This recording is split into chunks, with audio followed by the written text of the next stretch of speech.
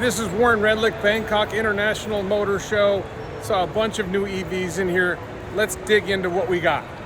People are swarming over the Deepal S05. This is their new low-cost model. They had the S07, E07 before, but this one they're just absolutely insane attention going to this vehicle, the Deepal S05. Priced 899,000 baht. 899,000 baht over there.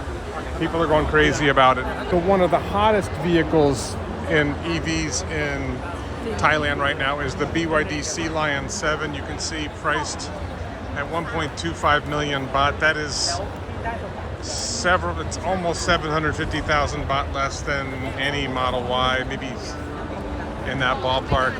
You can see the range, 542 kilometers. Not terrible. They're showing a price here, 1.4 million baht, so they're marking it down. This is roughly a Model Y competitor.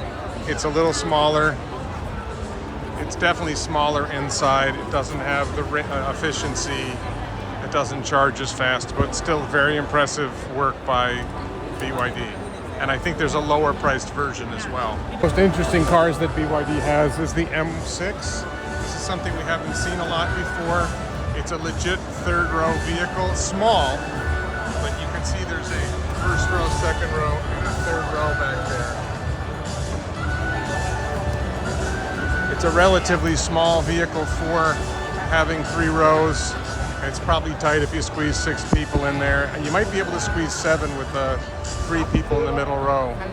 And then you can see very little storage space behind that third row.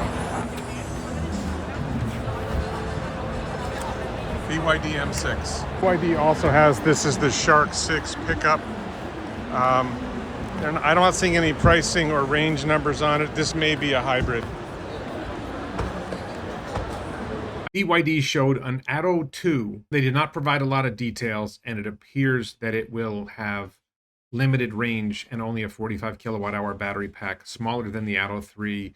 But there is high demand for these small city cars in Thailand. BYD also has an upmarket brand they've created, Denza. This is the Denza D9. It is a 7-passenger vehicle, and you can see the second row. This is common for Chinese vehicles. They have like a luxury second row because they pay a driver to drive them around. 600 kilometers range is pretty good. This is not EPA. This is probably NDC, and you can see the price, 2 million baht. That's about the price of a Model Y. And you get a lot and not bad range. So they're competitive. You've got to appreciate BYD working to come up with interesting things. Decent amount of room in the back too if you have all 3 rows going. Another new EV on the scene is the MG S05, which you can see here, and you can see up here as well. This one is 900,000 baht. I'm not seeing a lot of information on this one. Let's see on this one. We've got 416 kilometers of range on this one at 830,000 baht. That is not a lot of range. That's disappointing. These are city cars. If you have range that small, it's a city car. You don't want to take that on a road trip. So this is the MG4. You can see the price is 665,000 baht, which is competitive. And you can see the range at 540 kilometers is much more reasonable. So I'm not sure what the pitch is for the S5. There may be something I'm missing, but this is a much better car. Very competitive price for a lot of range. It's more range than the BYD Atto 3 for a comparable price. So this might be a big player in the market. So we have the Geely Radara. This is a Chinese EV company. Geely is a very large company. This is the first time I've seen this. This is a small pickup. I would say somewhat similar to the Rivian. And the price is not bad. 1.3 million baht, and it's a better range than I've seen on most of the EV pickups in Thailand from China. It's still not great range. It's still more of a city vehicle than you wouldn't take this on a road trip, but not bad. The Zeekr exhibit, they have a bunch of cars here. The X, this is the 7X, which I haven't seen before, and I don't see any pricing or range information on it. I think this is the X. You see a range of 470 kilometers, a price of 1.35 million baht. 7X up here. This is the 001R. When you hear about the Chinese EVs having advanced battery technology with fast charging, this I believe is the one that they're pushing with the advanced battery charging. Maybe also the X, but as far as I know, these aren't made in high volume. They haven't cracked how to make those fast charging batteries in high volume yet. We'll see. The MG IM6, you can see 1.3 million baht is the price point. I'm not going to show you because it's too crowded, but the range is about 550 kilometers. That's not terrible. Again, that's not EPA rated. That's like NEDC, which is significantly exaggerated. The Aura Good Cat is a small city car that's very popular in Thailand, and they're manufacturing this in Thailand. This is a relatively new entry from Aura, the Aura 7.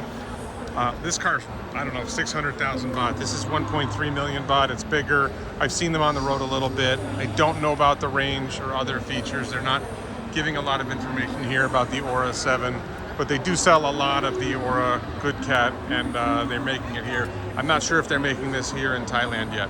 Also deserving a mention is the Neta V2. This car is priced under $15,000 for the base model. Crazy. They have a larger vehicle they're selling now, the Neta X, which is more expensive, but still not very expensive. Not new, but deserving a mention is the Hipek HT, a Model X wannabe that does seem to have Falcon Wing doors now. Hey, 1.75 million baht, that's less than a Model Y. 620 kilometers of range is not bad. Give the Chinese credit, they are competing.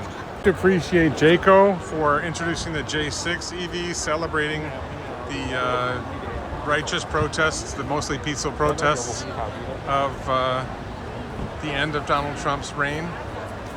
J7, some other cute vehicles. Another new detail worth noting is Geely Motors. I did not think they had their own, the Geely brand selling cars. This looks like it's coming soon, the Geely Starwish, a small EV that will probably sell cheap. This is the one that they're pushing right now, the Geely EX5.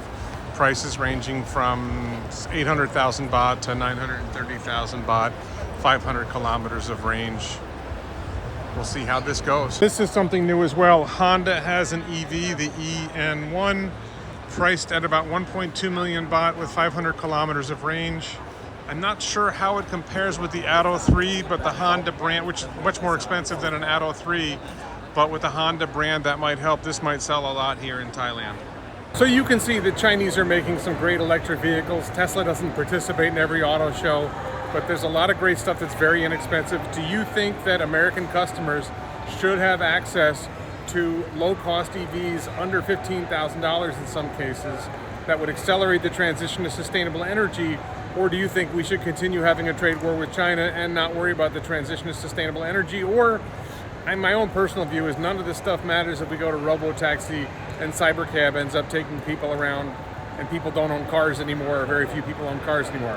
What are your thoughts? Let me know in replies on X or in comments on YouTube. Thanks so much.